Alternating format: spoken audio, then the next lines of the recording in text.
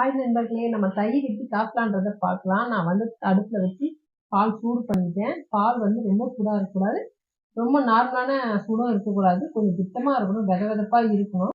நான் வந்து ரொம்ப சூடாக ஊற்றிட்டேன். அதனால தயிர் வந்து கொஞ்சம் தண்ணியாட்டமாக இருந்தது, கெட்டியெல்லாம் வரல. நான் எப்பவுமே கெட்டியாக தான் பண்ணுவேன். அது ஒரு வாட்டி நான் பண்ணி காட்டுறேன்.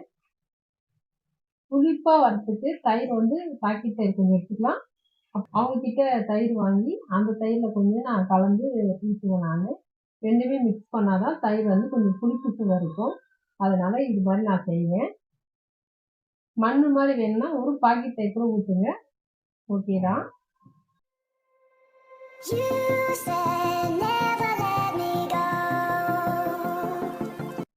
பாருங்க, என்னுடைய தயிர் வந்து இப்படிதான் இருந்தது நேற்று.